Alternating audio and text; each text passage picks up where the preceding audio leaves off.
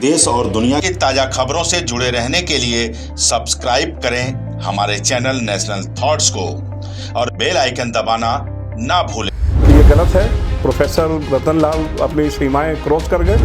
ये तो और बदतमीजियां करेंगे और समाज में बदहजमी पैदा करेंगे और ये जबरदस्ती समाज में राइस पैदा करेंगे। तो इसलिए इन आदमी को इमीडिएटली इसको दोबारा अरेस्ट करा जाए और उसको जेल में भेजा जाए। एब्यूजिंग द हिंदू देवी देवता, तो he has to be condemned, तो he has to be sent again behind the bar. He has lost his right to remain in the social society. नमस्कार दोस्तों, मैं हूं रजनीकांत। आप देख रहे हैं नेशनल थॉट्स। दोस्तों, हम आपको लेकर आए हैं आज दिल्ली के वरिष्ठ अधिवक्ता अनिल कुमार गुप्ता जी के पास। गुप्ता जी, आपका बहुत बहुत स्वागत है। Thank you. नेशनल थॉट्स में जी एक सीधा सा सवाल है जी। हनुमान चालीसा पढ़ने पर 15 दिन की सजा और जमानत लेने में मशक्कत, सड़क से लेकर और कोर्ट तक, और यहाँ भगवान शिव पर आपत्तिजनक टिप्पणी की जाती है और तत्काल तुरंत कुछ ही समय के बाद उन्हें जमानत। ऐसा क्यों है? ये क्या हो रहा है देश में? देखिए, ये बड़ी अजीब विडंबना है। इसमें मैं खाली गवर्नमेंट को ही एक्यूज नहीं करूँगा। I would certainly like to accuse and let me be very honest with myself also कि जो हमारा जुडिशियल सिस्टम है that also needs to be scrutinized at various places. I was also stunned when I came to know that lady, Ms. Navneet Rana, who just informed about that I intend to read Hanuman Chalisa before the house of the Chief Minister. She was caught along with her husband. She was kept behind. She ran away from the bottom to top, and unfortunately, after about 14 days, she was granted bail. She was tortured like anything. She lodged her protest even with the Lok Sabha speaker.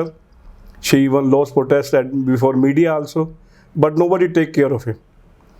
This is very strange. But very surprisingly and shockingly, when the matter of Mr. Professor Ratan Lal came into picture, this is very strange. There is no law and order. A person cannot be given such a liberty to speak like this. कि he can accuse even Devi Devta of Hindus.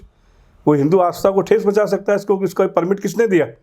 And surprisingly the same judicial system, a person who accused who spoke like anything, जिसको सजा और उससे ज़्यादा सख्त होनी चाहिए थी, he was ordered to be released on bail on the same day. The day he was caught, he was produced before the landed magistrate. So therefore the law of the land also requires to be considered on this juncture again. It has to be scrutinized very minutely. There has to be some guidelines on this issue by the Apex Court of the India. So my humble request would be that Apex Court must take cognizance, suo motu cognizance of this issue and must settle the dispute forever. कि a person of same offense cannot be dealt with two different ways. Professor Ratan Lal का ही मामला नहीं है। इससे पहले भी कई लोग जो है कुछ कह देते हैं। कोई कहता है मंच पर खड़े होकर 18% की बात करता है, कोई मौलाना कहता है कि जो है हम खटमल मच्छरों की तरह जो है रौन देंगे, कुछ लोग कुछ कहते हैं। तो एक अभिव्यक्ति की आज़ादी है, स्वतंत्रता है, और स्वतंत्र भारत में इस तरह की जो भाषा का इस्तेमाल हमारे यहाँ किया जाता है और इस तरह की जो हरकत हो रही है, उससे क्या संकेत जा रहा है देश के अंदर में? क्या दर्शाना चाहते हैं लोग? देखिए, ये बिल्कुल उचित नहीं है, ये राष्ट्र हित में नहीं है। और मैं बड़े कड़े शब्दों में कहूँगा कि जो लोग ये राष्ट्र की छवि खराब करना चाहते हैं, जो राष्ट्र में उन्माद पैदा करना चाहते हैं, they are required to be dealt with very strictly. अभिव्यक्ति की आज़ादी के नाम पे किसी को भी इस किस्म की भाषा का दुरुपयोग नहीं करने दिया जा सकता। और मैं जहाँ तक समझता हूँ, जो अभी आपने 18% की बात कही, उसमें कुछ गलत नहीं था। लोगों ने कहा ये ध्रुवीकरण की राजनीति है या ऐसा कुछ व्यवस्था की बात कही कि भी ये शायद वोटों का डिवीज़न करने की बातें हैं। ऐसा नहीं है, मगर निश्चित रूप से जो शब्द आए वो मैं ये नहीं कहूँगा उसके कॉन्सिक्वेंस में आए। वो एक आफ्टर थॉट थे, वो पहले से प्री प्लान शब्द थे कि साहब हम भारत के लोगों, हम वैसे नहीं होने देंगे, हम मसल देंगे। एवरीबॉडी नोज अबाउट भारत और पाकिस्तान का जब डिवीज़न हुआ वो बड़े स्पेसिफिक रूप में हुआ, हिंदू और मुस्लिम के आधार पे हुआ। हम लोग ये नहीं कहते कि मुस्लिम जो यहाँ रह गए उनको हमें भगाना है, क्योंकि उस वक्त के वातावरण में हमने उनको हैप्पीली एक्सेप्ट किया। हम चाहते हैं एट द सेम टाइम वो भी हमें एक्सेप्ट करें, इस बात को माने कि वो लोग यहाँ से निकाले गए थे मगर हमने उनको एक्सेप्ट किया, सम्मान दिया, तो वो भी हमें हम अक्षत में हैं, हम बढ़ोतरी में हैं, हम बहुमत में हैं। तो हमारे धर्मों का भी पालन करें, हमारी बातों को समझें, हमारे सम्मान दें और इस बात को महसूस करें कि जो प्यार, जो लगाव इन्होंने हमें दिया है उसका किसी भी रूप में मिसयूज ना हो। तो इसलिए किसी भी व्यक्ति को, चाहे हूसोएवर ही में भी, किसी भी कास्ट का है, ब्रीड का है, किसी संप्रदाय का है, उसको इस किस्म की आज़ादी नहीं दी जा सकती। और जो लोग बोलते हैं उनको निश्चित रूप से सख्ती के साथ उनके साथ बर्ताव किया जाना चाहिए। प्रोफेसर रतन लाल के मामले को किस नज़रिए से आप देख रहे हैं? मेरा स्पष्ट नज़रिया है, कोई दो राय नहीं है, बेबाक में बोलता हूँ कि ये गलत है। प्रोफेसर रतन लाल अपनी सीमाएँ क्रॉस कर गए और मैं नहीं जानता क्यों कर गए, पर ऐसा लगता है, जो ऐसा प्रतीत होता है, जो मैंने मीडिया में देखा है, वो बड़े मुस्कुराते हुए पेश हो रहे हैं, जैसे कि वो कोई बहुत बड़ा काम करके आए हैं, बड़े हीरो बन गए हैं। This is very strange.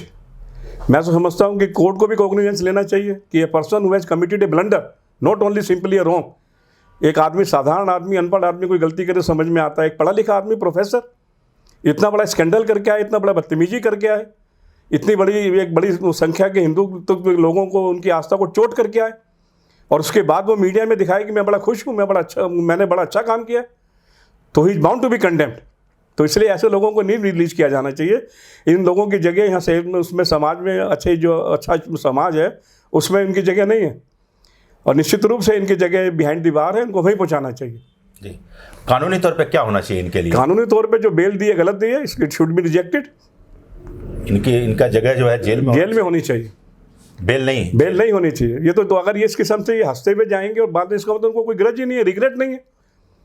I could understand अगर उनको रिग्रेट होता है कि मैंने शायद अपनी सीमाएं लांघी हैं, तो he could have been release on bail, but here the person who is appearing before the court as that he has become hero by abusing the Hindu devi devta, तो he has to be condemned, तो he has to be sent again behind the bar, he has lost his right to remain in the social society.